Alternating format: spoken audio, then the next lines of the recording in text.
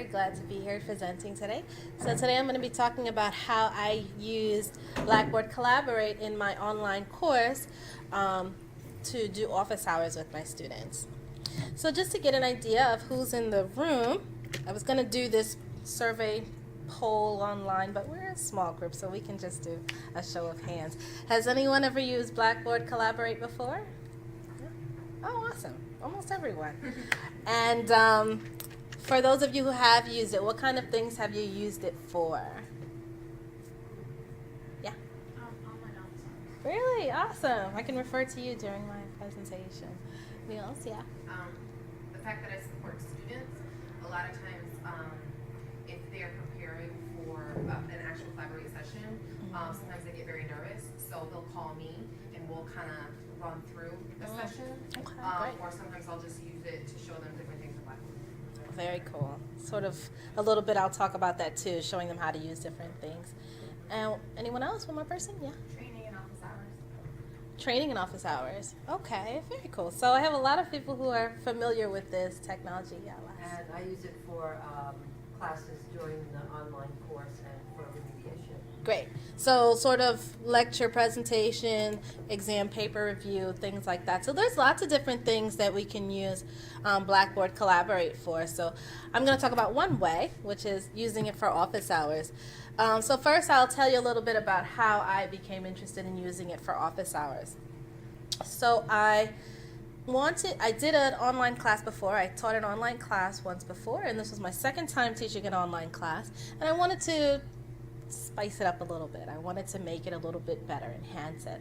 So I started working in a project where I was making my course to meet exemplary status. Are you guys familiar with Blackboard's exemplary online course program? Not really? So Blackboard sets up guidelines so that you can make your class meet exemplary status. There's exemplary, there's good, there's things, less than exemplary, but of course everybody wants to meet exemplary status. So they have certain guidelines. So while I was going through my syllabus and looking at these guidelines, I came across my office hours. And I was changing the date and the time of them because in the nursing department we have to do office hours every week. Is that the same for most other people too? So I thought, if I have online students, they're taking an online class for a reason. Why would I make them come in and do face-to-face office hours? Why not try to do office hours online? And I had just done a workshop from CUNY about Blackboard Collaborate, so I was a little bit familiar with it, so I thought I would experiment this semester. And if you guys haven't taken any of the CUNY workshops, they're really, really great. So I said I would try to do this Blackboard Collaborate session with my students weekly for office hours. So I'm going to show you what Blackboard Collaborate looks like. So this is a picture of a session that I held with my students, and I'll just give you the layout of Blackboard Collaborate.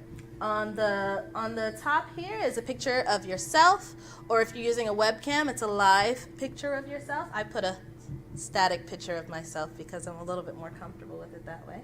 Right underneath it is the list of participants who are participating in this session.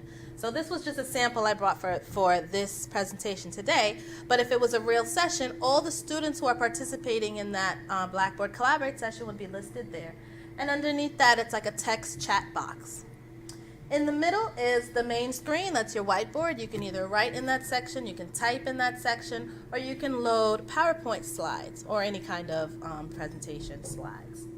So usually when I have my Blackboard Collaborate session, the first slide that I have up is this before we begin slide, so that students can kind of get ready for the session. I encourage them to come on about 15 minutes early just to run the audio-visual wizard so that it doesn't take time from the actual session.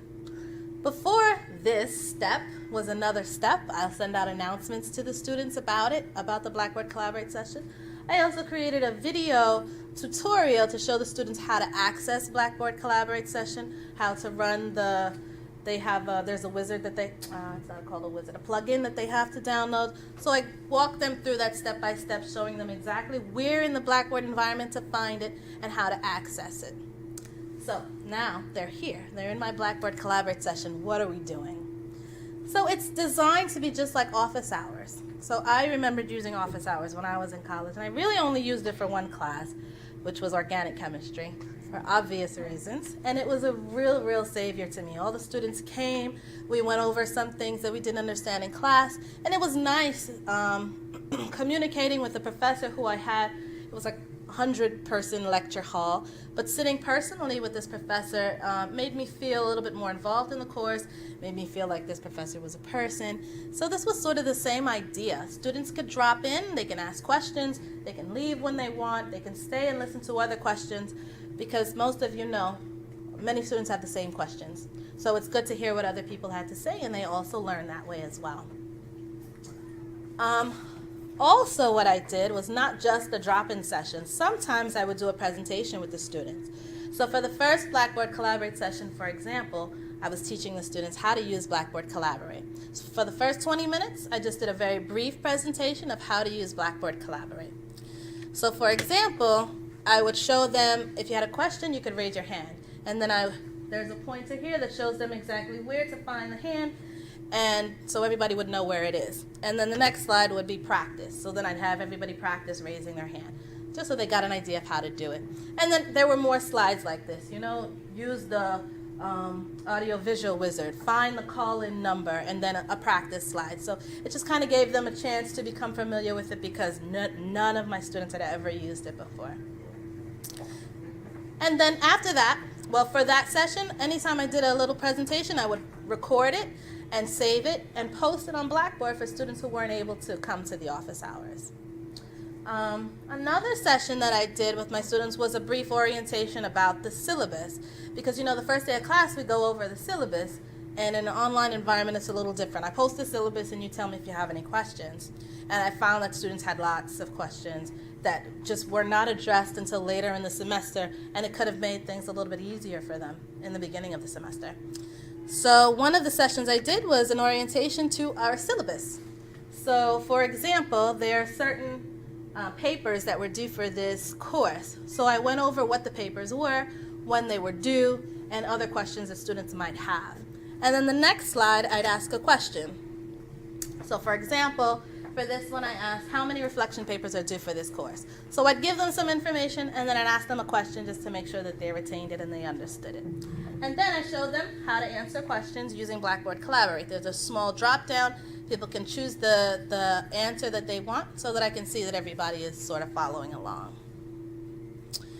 The last thing that I used it for was explaining about group presentations. Again, another very challenging thing to do in an online course. So I wanted to make sure everybody understood what they were responsible for. So I discussed the presentations, I told them the different types of things that they should include in their presentations, and then left time for questions. I usually don't use Blackboard Collaborate for lecture presentation type things, because I find it's easier just to record it and post it, because attention spans are limited, so students can pause it and rewind and go back to things that they need to. I usually use Blackboard Collaborate for something that's a little bit more interactive, if I need them to respond to me in the middle of a presentation, ask a question, and things like that. So as I said before, I usually do these little 20-minute presentations if need be. If not, it's just a drop in and ask a question, and you can leave when you're done. So how did it go the first semester that I did this? And I only did this one semester so far. I did a midterm evaluation, and I did a final evaluation at the end of the semester. And students really enjoyed having the online office hours. They felt like they knew I was a real person. The idea of presence in online courses is very important. So they really liked that. One student asked me to use my webcam more, because I told you I use my picture. They really want to see a real live face, so I did transition to doing that a little bit more. Other feedback that I got was the time of the office hours. Some students weren't able to make it on the time that I made it available.